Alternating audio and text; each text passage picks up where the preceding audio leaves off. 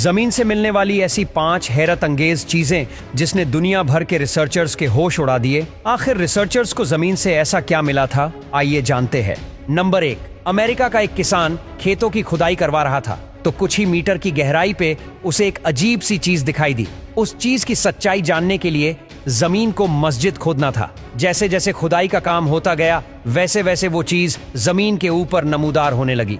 मालूम पड़ा कि ये एक बहुत ही बड़े जानवर की खोपड़ी थी। जब इस खोपड़ी को लेबोरेटरी भेजा गया तो मालूम पड़ा कि ये एक ऐसे जानवर की खोपड़ी थी जो आज से 15,000 साल पहले धरती पे रहते थे, जिनको वूली ममत कहा जाता था। देखने में ये जानवर हाथी जैसे हुआ करते थे, लेकिन ये बहुत ही खतरनाक माने जाते थे। ये माना जाता है कि हजारों साल पहले लोग इस जानवर के दांत निकालकर हथियार के तौर पे इस्तेमाल किया करते थे। ये जानवर ठंडे और बर्फानी इलाकों में रहते थे, लेकिन वक्त के गुजरते गुजरते ग्लोबल वार्मिंग की वजह से इनकी नस्ल इस धरती से ही खत्म हो गई। नंबर 2, अर्जेंटीना में रहने वाला ये जमींदार सोच भी नहीं सकता था कि उसकी जमीन से ऐसा भी कुछ निकल सकता है। ये जमींदार अपनी जमीन की सैर कर रहा था कि अचानक उसकी नजर किसी अजीबो गरीब गोल सी चीज पर पड़ी जो देखने में तो किसी डायनासोर के अंडे की तरह लग रहा था, लेकिन सच्चाई इससे भी ज्यादा दिलचस्प थी। किसान ने जब ये अनोखी चीज देखी तो उससे रहा नहीं गया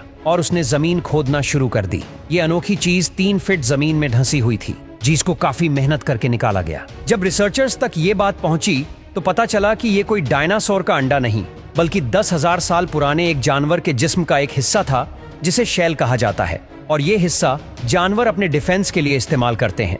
हैरत की बात तो ये है कि इतने साल गुजर जाने के बावजूद भी इसकी मजबूती में कोई खास फर्क नहीं आया था और इनको ग्लैप्टोडोन कहा जाता था। इस शैल का जब वजन किया गया तो मालूम पड़ा कि ये 1100 किलो वजनी है।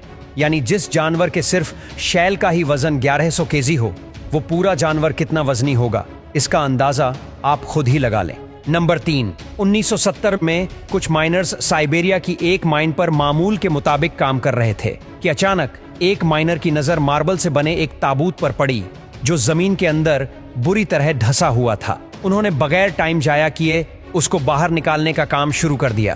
क्योंकि ये ताबूत इनकी सोच से भी ज्यादा वजनी था, इसीलिए उनको ये बाहर निकालने में काफी वक्त लगा था। अब ताबूत बाहर आ चुका था और अब बारी थी उसको खोलने की।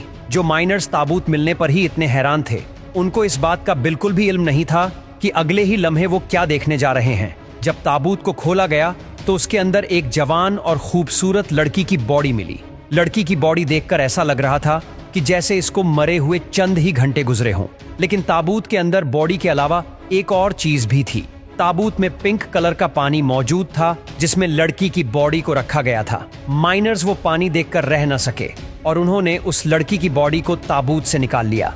जैसे ही बॉडी को ताबूत से निकाला गया उसी वक्त बॉडी गलना शुरू हो गई।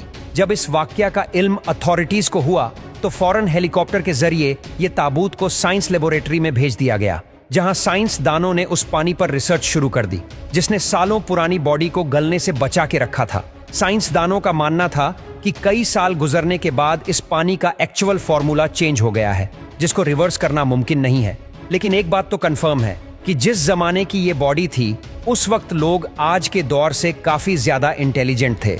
नंबर 4, यूं तो वक्त के साथ साथ आर्कियोलॉजिस्ट को कई अनोखी चीजें जमीन में दबी मिलती रहती हैं, लेकिन चौंका देने वाला वाकया 2012 में पेश आया जब अफ्रीका के पहाड़ी इलाकों में एक ऐसा इंसानी ढांचा मिला जिसकी हाइट आम इंसानों की हाइट से कई गुना ज्यादा थी और उसका सर भी कई फुट लंबा और चौड़ा था। रिसर्चर्स का मानना है कि हजारों साल पहले इंसान का कद लंबा हुआ करता था, लेकिन वक्त के गुजरते इंसानों का कद छोटा होता गया। नंबर 5, चिल्ली के कोस्टल हाईवे की रिपेयरिंग के दौरान 120 फुट ऊंची चट्टान पर 5-10 नहीं बल्कि पूरे 75 ढांचे मिले, और वो भी वेल्स के। वर्कर्स को ये समझ नहीं आ रहा था कि रेगिस्तान के बीचों बीच, जहां से समंदर भी काफी दूर था, वहां एक ही वक्त में 75 बड़ी बड़ी वेल्स के स्केलेटन क्या कर रहे हैं। आखिरकार जब बात आर्कियोलॉजिस्ट तक पहुंची तो इन्वेस्टिगेशन शुरू हो गई, जिसमें यह मालूम पड़ा कि ये वेल्स के ढांचे 20 लाख से 70 लाख साल पुराने हैं। और रिसर्चर्स का मानना है कि इतने साल पहले ठीक इसी जगह समंदर का साहिल हुआ करता था, क्योंकि वेल्स जब भी बीमार होती है उनकी फितरत है वो साहिल पर आती है। लेकिन इतनी ज्यादा वेल्स आखिर एक ही जगह पर कैसे मरी होंगी?